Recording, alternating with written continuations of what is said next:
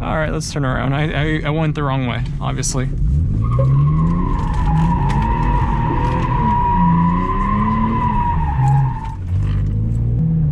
Yeah, I think I'm supposed to be going this way. Yeah. So it's currently 6:36 p.m. and I just finally decided to leave the house. And I actually don't know where I'm going right now.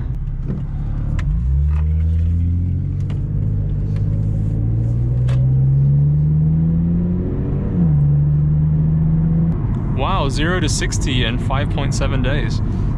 When I got in this car, I didn't have an idea where I was going. I didn't have an idea of what I was going to talk about. I just got in the car and drove. And the whole point of me coming out here is so I could find some kind of twisty road and kind of unwind, if anything. Just drive. While I look for some windy roads, I feel like it's perfect time to address some of the things that are going on in the channel, or more importantly, some of the things that are not going on in the channel. I'm itching to do a 5-speed swap on this car pretty badly. I want that to happen. All that takes money, right? I can't just pull all this money out of thin air. Oh, and this is a dead-end road.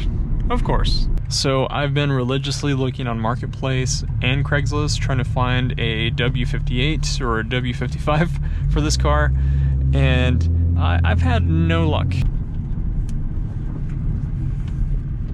It's a gated community, which I do not want to go into. Your boy does not belong in a gated community. I took the wrong turn. Oh, that's a little bit of a scrape. Like, this car's not really low, but I gotta start being more courteous of all the bumps and stuff. I am slowly trying to piece together things for the 5-speed swap. I've seen some things on sale. They weren't the best deals, so I'm not jumping on them right away. I'm trying to take my time so I can do it on more or less on a budget. Taking my time with it, right? I'm not trying to rush this, mainly because this is my only car, and I'm trying to minimize the downtime for the manual swap, because every time I work on cars, for whatever reason, there's always something that stumps me, and I have to order a part and wait 2 or 3 days, and I can't really do, and it's a little difficult to buy things when you don't have a job. I just moved across states. I'm still trying to look for a job. It's embarrassing how long it's taking me to get a job. I thought it was going to be easy. And when I moved, I knew I was not going to have a job for a little bit, and I bulked up my savings and I prepared for this, and I told myself it won't be that bad. You won't have a job for maybe a month tops. It'll be easy. You'll get another job. Now I'm coming into next week. It'll be 2 months, so I'm in 7 weeks. And it's kind of scary. I bring this up because I was talking to this guy about purchasing an R154 so I can do the swap on this. And I almost went for the R154, and I stopped myself. I was like, no, you don't have an income. Don't buy the $1,000 transmission. There's a little voice inside my head that was telling me, don't buy a $1,000 transmission when you don't have a job. That simple. And long story short, I didn't. I bailed. Oh, it's so stressful. And I'm trying to have standards, but like every week that goes by, my standards start lowering, and I keep applying just about everywhere. And part of me wants to have a second car when I start the manual swap on this car, because I know something is going to be, something's going to go wrong. Whether the drive shaft isn't the right length, or the transmission doesn't go on because of the cross numbers, something's going to go bad, and I don't know. I'm double guessing myself, and I'm not even started like taking this car apart yet. Another thing is that I live in apartments and they don't allow you working on your car. Technically, I can't do the manual swap in the apartment complex. I just can't. Luckily, the girlfriend's relative is gonna help me out with the manual swap. Bad thing is that they're 3 hours away, so we're gonna have to drive 3 hours away. Hopefully, I have all the parts there and everything goes right, and then I have to drive the car back 3 hours without any hiccups. So it's a little scary for me. That's why I want to have a second car here in case we have to bail, we have to go to work or whatever. Does that make any sense? I don't know if that makes any sense. That's why I'm trying to have a second car, but I can't do this without money, and I don't have a job, so it's like I don't even know why I bother. If you made it this far in the video, please comment down below on what you think I should do as far as how to do the transmission swap.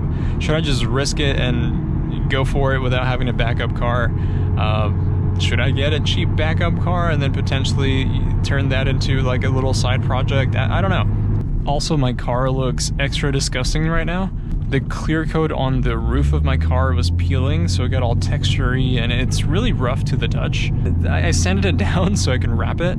So right now it's not wrapped. Oh, I know where I'm at. I need power mode and I need manual because this is merging onto the freeway essentially. Oh, this corner sucks butt. Like, I'm in manual and the lowest gear can go with second gear, so let's go for it.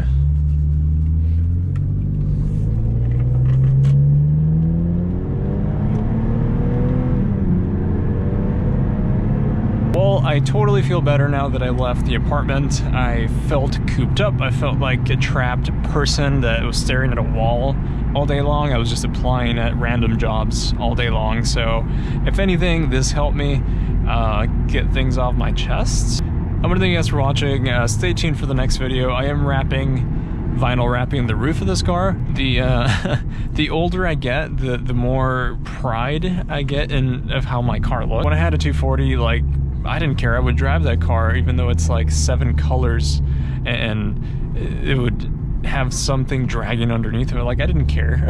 I just wanted to drive. And now that I'm getting a little more mature, I'm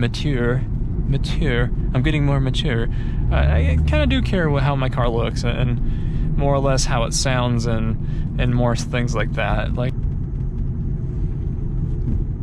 all right, let's turn around. I went the wrong way, obviously.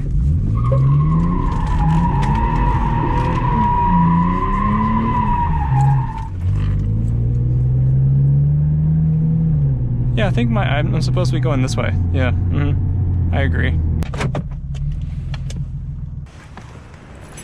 See, looks all ready for vinyl.